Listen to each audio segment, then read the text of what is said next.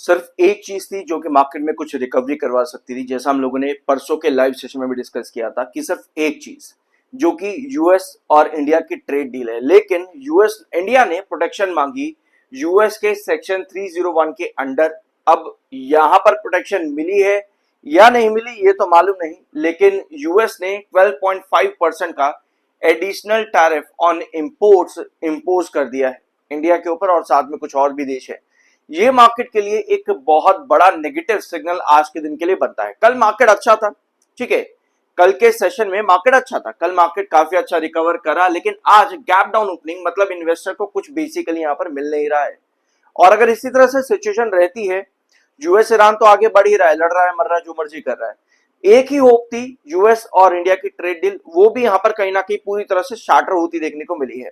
तो ऐसी सिचुएशन पर क्या चल रहा है बीएसई लिमिटेड में? बीएसई मार्केट को पूरी तरह से मिरर करता है, ये चीज हम लोगों ने कई बार डिस्कस करी है, ठीक है। हमारे दो इंपॉर्टेंट लेवल्स 2850 2950 यहां पर आज भी आपका बीएसई लिमिटेड बना हुआ है, although candle proper bearish signal पर यहां पे है, ठीक है। कुछ ही चीजें हम लोग को यहां पर उम्मीद दिला सकती थी, जैसे आपका यूएस इंडिया की ट्रेड डील, जहां पर सेक्शन 301 का अगर प्रोटेक्शन मिल रहा है या मिल जाता, मिला है या नहीं मिला भी पूरे अपडेट्स नहीं आए हैं। अगर ये सेक्शन 301 का प्रोटेक्शन मिल जाता है इंडियन मार्केट्स के लिए बहुत अच्छी बात रहती, लेकिन डोनाल्ड ट्रंप ने 12.5% का एडिशनल टैरिफ ही बता दिया कि भैया इंपोर्ट्स के ऊपर इतना और देना पड़ेगा। तो ये चीज मार्केट के लिए काफी ज्यादा बुरी रही।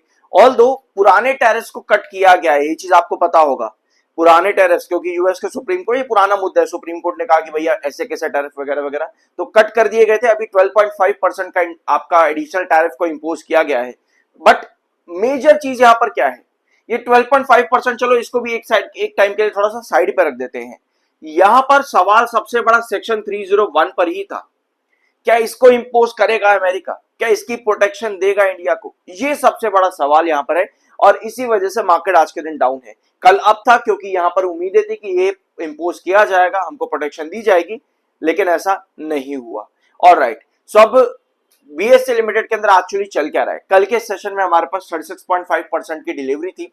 अगर आप इस डिलीवरी को देखोगे तो ये डिलीवरी आपको नजर आएगा कि काफी लो है, ठीक है। स्पेशली अगर आप रेगुलर बेसिस और वीकली बेसिस पर ये डिलीवरी देखोगे 36% की, तो कम ही नजर आती है, एवरेज से एवरेज के आसपास ही है। तो हमको यहाँ पर पहली बात तो ये है कि डिलीवरीज बढ़ती होनी चाहिए, और स्पेशली आपके जो इंपॉर्टेंट ट्रेंड्स 3850 3950 के बीच में भी हम ट्रेड कर रहे हैं, उनके बीच में आपकी ये डिलीवरीज बढ़ती रहनी चाहिए, बट ऐसा नहीं हो रहा है।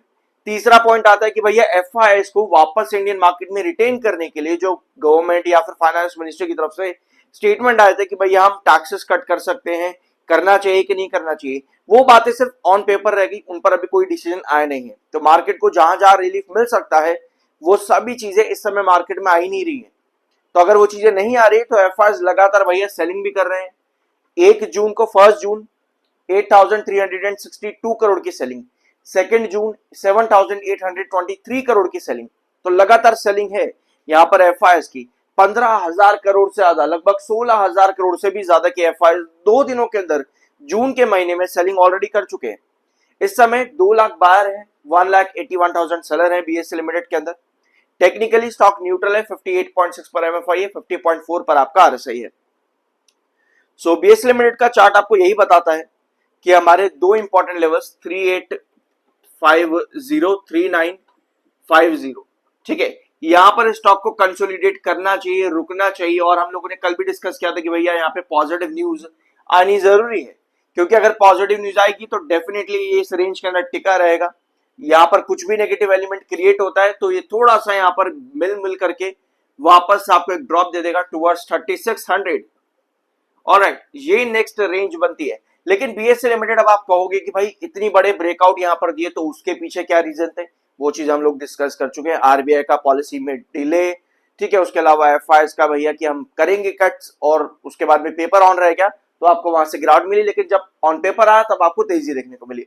तो ये कुछ रीजन जिसकी वजह से बीएसई लिमिटेड में आपको तेजी देखने को मिली ओवरऑल, बट अब गिरावट है क्योंकि वो सब चीजें यहां पर अभी के लिए नहीं मिल रही है। जो ऑन पेपर था वो प्रैक्टिकलिटी में नहीं आ रहा है, तो इस वजह से बीएसई लिमिटेड अभी परपेंडिकुलर ब्रेक डाउन के अंदर है। डेली टाइम फ्रेम पर 7 EMA को यहां पर ब्रेक डाउन कर दिया है, जो कि एक बेयरिश सिग्नल बनता है। सो 7 EMA अगर 21 EMA के नीचे भी आता है डेली टाइम फ्रेम पर तो ये एक और आपके लिए एक बेयर सिग्नल बनेगा। लेकिन फिर भी यहां पर ये चीज और समझने वाली है कि हमारे पास जब भी बीएस लिमिटेड में बड़े ब्रेकआउट बन जाते हैं, क्योंकि ये स्टॉक वेजिस पैटर्न पर काम करता है, परपेंडिकुलर ब्रेकआउट देने के बाद में डाउनवर्ड पैटर्न क्रिएट करता है, उसके बाद में फिर से एक साइडवेज पैटर्न ढूंढता है। तो उसके लिए 3850 3950 ये दो लेवल्स तो हमारे पास है ही, 3850 3950, यानी कि किसी भी साइडवेज पैटर्न बनने के साथ में बीएससी लिमिटेड में पॉजिटिव न्यूज का आना जरूरी है, ताकि आप साइडवेज पैटर्न के बाद वापस से ब्रेकआउट ले सको। ठीक है, तो हमको ब्रेकआउट के लिए बीएससी लिमिटेड के अंदर वो न्यूज चाहिए, चाहे वो एफआईएस को रिटेन करने की न्यूज हो या फिर यूएस इंडिया ट्रेड डील में सेक्शन 301 का प्रोटेक्शन हो, जिससे कि मार्केट वापस से रीगेन करे, तो बीएससी लिमिटेड को भी अच्छी स्ट्रेंथ मिले। ये चीजें मिलती हैं देन डेफिनेटली हम ब्रेकआउट के लिए वापस से जा सकते हैं 3950 3850 के बीच में कंसोलिडेट करके साइडवेज पैटर्न में देन ब्रेकआउट। नहीं मिल पाती है तो ये बस कुछ सेशन के लिए यहां पर रुकेगा एंड वापस से 3600 के प्राइस के पास आने की कोशिश करेगा, क्योंकि नेगेटिव न्यूज के अंदर या फिर बिना किसी न्यूज के बीएससी लिमिटेड का चार्ट इसी तरह से चलता है कि आपको वेजेस पैटर्न बनाता देखने को मिलेगा। बढ़िया न्यूज आती है तो वेजेस पैटर्न का ब्रेकआउट मिलता है, नेगेटिव कोई न्यूज ना आने पे फिर बाद में परपेंडिकुलर ब्रेकडाउन, फिर बाद में साइडवेज, फिर नेगेटिव न्यूज, फिर साइडवेज एंड देन ब्रेकआउट की पोजीशन यहां पर बनती है। तो इसी चार्ट को फॉलो अप कर रहा है बीएससी लिमिटेड। इन सब के बीच में हमारे पास पॉजिटिव आउटकम्स आने जरूरी है। सो 3850 3950 यही दो लेवल्स हमारे अभी भी बने हुए हैं। यहाँ पर एफआईएस की न्यूज आनी जरूरी है या यूएस इंडिया ट्रेड डील की न्यूज आनी जरूरी है। नहीं आ पाती है तो हम यहाँ पर डेफिनेटली ड्रॉप कर रहे हैं। अब देखो ये लॉन्ग टर्म की बातें हैं कि हम यहाँ पर कैसे ड्रॉप करेंगे, कैसा पैटर्न आपका फॉर्म हो रहा है, ये लॉन्ग टर्म की बात है। शॉर्ट टर्म में आपको डेफिनेटली बीच बीच में कुछ ना कुछ इंट्राडे बेसिस पर या ऑप्शन के अंदर कुछ ना कुछ प्रॉफिट आपका बनता रहेगा। यहाँ पे रीजन यही है कि भैया ये दो प्राइसेस आपके बहुत ज्यादा इंपॉर्टेंट है। पहले भी जब स्टॉक यहां से ऊपर जा रहा था तब भी ये दो लेवल्स आपके लिए एक इंपॉर्टेंट कंसोलिडेशन का काम करे थे, जिसके बाद ही आपको ब्रेकआउट मिला। तो जब आप ऊपर से नीचे आते हो तब भी ये दो ही लेवल्स आपके कंसोलिडेट करेंगे और ये इंतजार करेंगे कि भैया कुछ तो मुझको पॉजिटिव दो, ताकि भाई यहां से वापस से रिटेन कर पाऊं अपना जो प्राइस मेरा गिरा है इतना ज्यादा।